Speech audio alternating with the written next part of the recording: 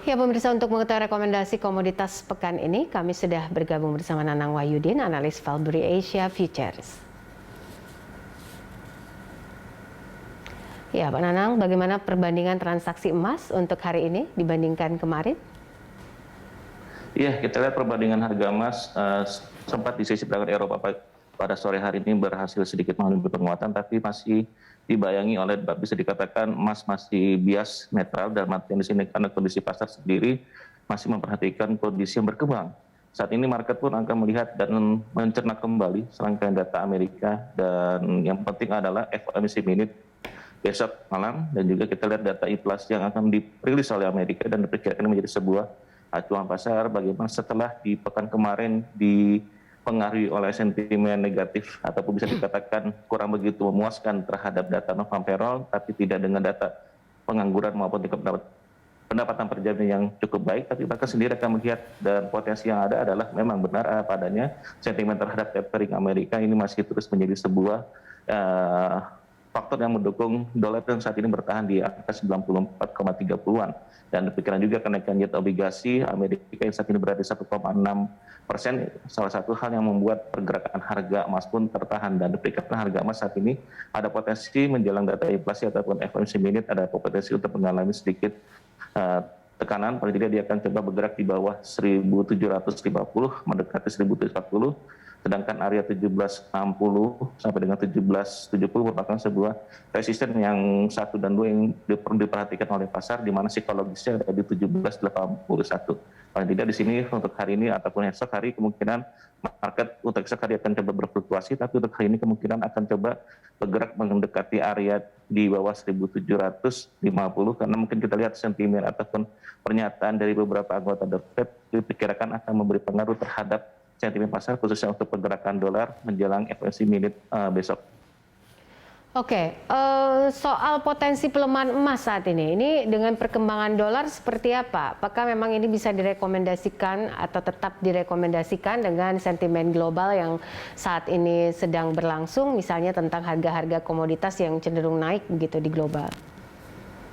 Iya, memang berbeda dengan harga komoditas lainnya, baik itu harga minyak, batu bara maupun LNG. Dan kita lihat dari pergerakan harga emas sendiri ini berbeda karena faktor dari dia memiliki substitusi yang berbeda. Dan kita lihat harga emas sendiri saat ini masih terjebak dalam sebuah range yang diperkirakan masih akan bertahan di 1720 sampai dengan 1781.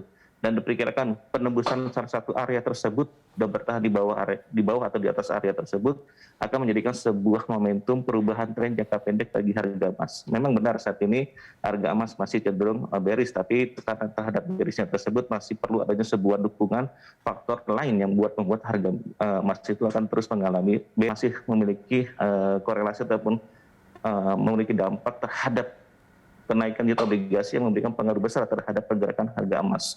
Begitu Mbak Popi. Oke, untuk CPO sendiri seperti apa Pak Nanang? Karena kan menguat ya katanya, dikabarkan hingga 2021. Nah ini rekomendasinya?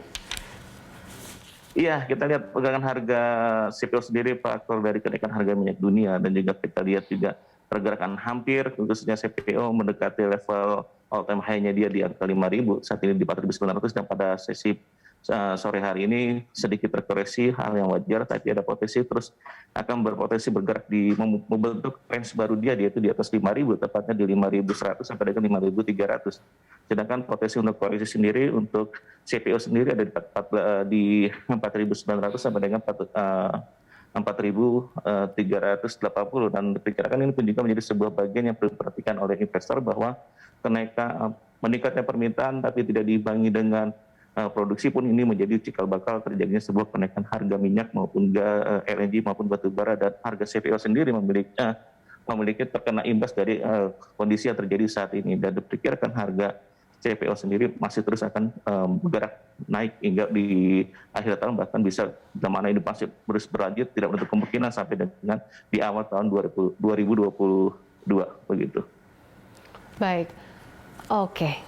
Terima kasih. Mungkin satu lagi, selain CPO atau misalnya emas tadi yang masih tetap bisa direkomendasikan, kalau untuk kakao seperti apa Pak? Iya, kita lihat untuk harga kakao yang lainnya ataupun komoditas lainnya khususnya untuk kakao diperkirakan juga masih hal yang sama. Permintaan juga masih akan meningkat.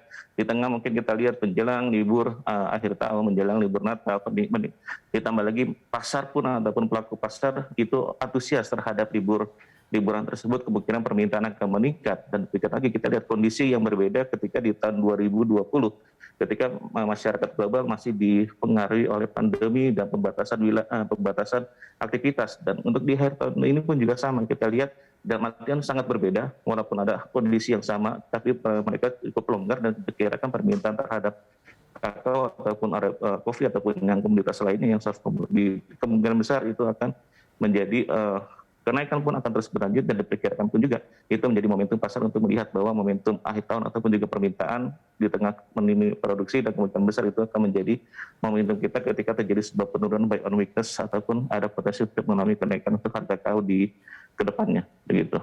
Baik, terima kasih untuk informasi dan juga analisanya Pak Nanang Wahidin, analis Sama-sama, Mbak Popi. Valbury Asia Future.